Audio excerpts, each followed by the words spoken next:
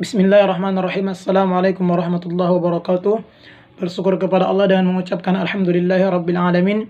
Bersalawat kepada Nabi dengan mengucapkan Allahumma salli ala Sayyidina Muhammad wa ala ali Sayyidina Muhammad. Baik, dari sini kami dari kelompok 1 akan menjelaskan tentang sejarah singkat perbankan syariah.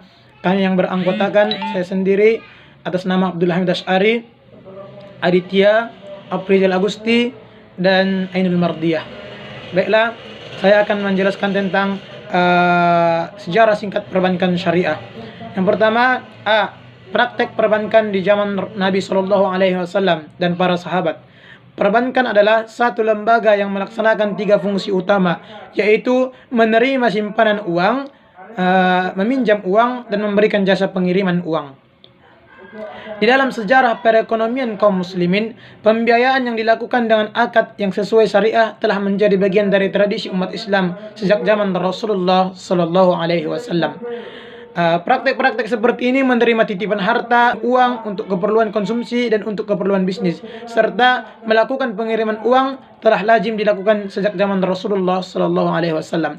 Dengan demikian, fungsi-fungsi utama perbankan modern yaitu menerima deposit, menyalurkan dana, dan melakukan transfer dana telah menjadi bagian yang tidak terpisahkan dari kehidupan umat Islam, bahkan sejak zaman Rasulullah Sallallahu Alaihi Wasallam.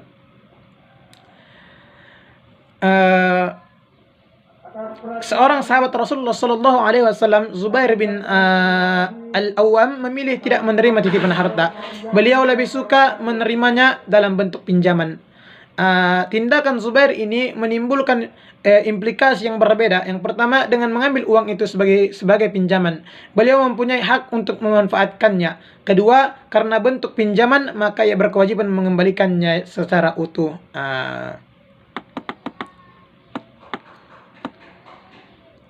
Meskipun individu tersebut tidak melaksanakan seluruh fungsi perbankan, ada sahabat yang melaksanakan fungsi menerima titipan harta, ada sahabat yang melaksanakan fungsi-fungsi pinjaman uang, ada yang melaksanakan fungsi pengiriman uang, dan ada pula yang memberikan modal kerja. Beberapa istilah perbankan modern bahkan berasal dari khajanah ilmu fikih, seperti istilah kredit atau bahasa Inggrisnya kredit, ataupun Romawinya bahasanya credo yang diambil dari istilah qard. Kredit dalam bahasa Inggris berarti meminjamkan uang. Credo berarti kepercayaan, sedangkan qard dalam fikih berarti meminjamkan uang atas dasar kepercayaan. Praktek perbankan di zaman Bani Umayyah dan Bani Abbasiyah.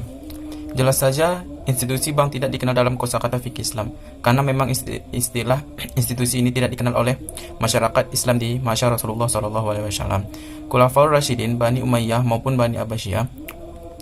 Namun fungsi-fungsi perbankan yaitu menerima deposit, menyalurkan dana, dan transfer dana telah lazim dilakukan.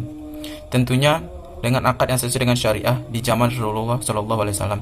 Fungsi-fungsi tersebut dilakukan oleh perorangan, dan biasanya satu orang hanya melakukan satu fungsi saja. Baru kemudian di zaman Bani Abbasiyah, ketika fungsi perbankan dilakukan oleh satu individu. Fungsi-fungsi perbankan yang dilakukan oleh satu individu dalam sejarah Islam telah dikenal sejak zaman Abbasiyah. Perbankan mulai berkembang pesat ketika beredar banyak jenis mata uang pada zaman itu, sehingga perlu keahlian khusus untuk membedakan antara satu mata uang dengan mata uang lainnya. Ini diperlukan setiap saat. Setiap mata uang mempunyai kandungan logam mulia yang berlainan hingga mempunyai nilai yang berbeda pula.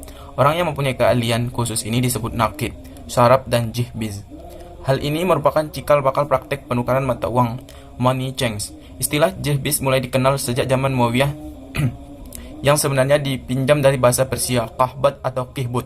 Pada masa pemerintahan Sasaniyah, istilah dipergunakan untuk orang yang ditugaskan mengumpulkan pajak tanah. Persamaan antara jihbiz dan bank adalah sama-sama melakukan fungsi-fungsi berikut. Yang pertama, to accept deposit, yang kedua, to channel financing, dan yang ketiga, to transfer money.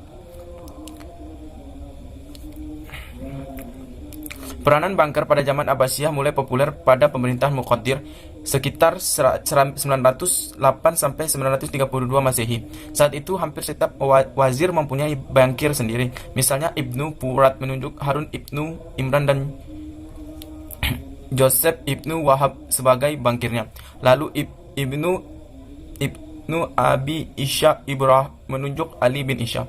Hamid ibnu Wahab menunjuk Ibrahim ibnu Yohana. Bahkan Abdullah Al-Baridi mempunyai 3 orang bankir sekaligus, 2 Yahudi dan 1 Kristen.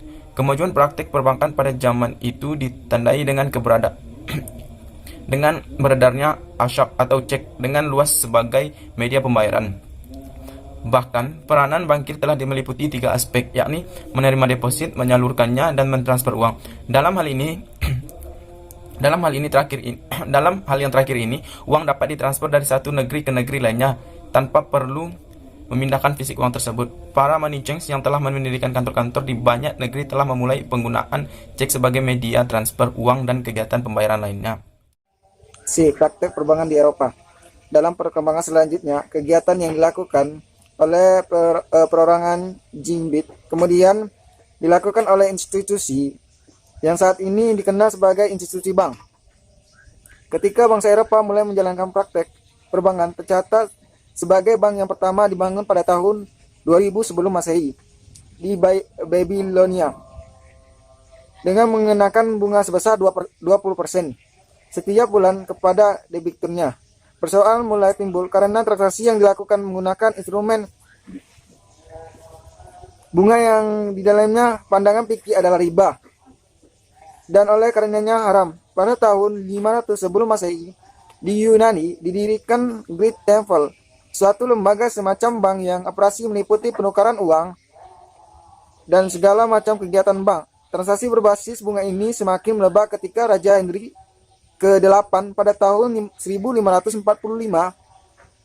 membolehkan bunga insteren meskipun tetap mengharamkan riba usury dengan syarat bunganya tidak boleh berlipat ganda excess speed. Ketika Raja Henry VIII wafat, ia digantikan oleh Raja Edward ke-6 yang membatalkan kebolehan bunga uang. Ini tidak berlangsung lama. Ketika wafat, ia digantikan oleh Ratu Elizabeth I yang kembali membolehkan bunga uang. Selanjutnya bangsa Eropa mulai bangkit dari keterbelakangan dan mengalami Renaissance. Penjelajahan dan penjajahan mulai dilakukan ke seluruh penjuru dunia, sehingga kegiatan ekonomi dunia mulai didominasi oleh bangsa-bangsa Eropa. Pada saat yang sama, peradaban Muslim mengalami kemerosotan dan negara-negara Muslim satu persatu jatuh ke dalam cengkraman penjajahan bangsa-bangsa Eropa. Akibatnya, institusi-institusi perekonomian umat Muslim buntu dan digantikan oleh institusi ekonomi bangsa Eropa. Perkembangan bank syariah di Indonesia. Bank di Indonesia didirikan pertama kali pada zaman penjajahan Belanda. Bank-bank yang beroperasi saat itu adalah Deja Vasi NV, Depospark Bank. Pada zaman kemerdekaan, dunia perbankan semakin berkembang dengan didirikannya bank-bank baru dan terjadi nasionalisasi beberapa bank Belanda oleh pemerintah Republik Indonesia. Bank-bank yang beroperasi saat itu adalah Bank Rakyat Indonesia yang didirikan pada tanggal 22 Februari 1946 yang dahulunya bernama Anjemen Post Credit Bank atau Xiamen Jinko. Bank Negara Indonesia yang didirikan pada tanggal 5 Juli 1946 atau BNI dan lain sebagainya. Di Indonesia, bank syariah yang pertama kali didirikan pada tahun 1992 adalah Bank Muamalat.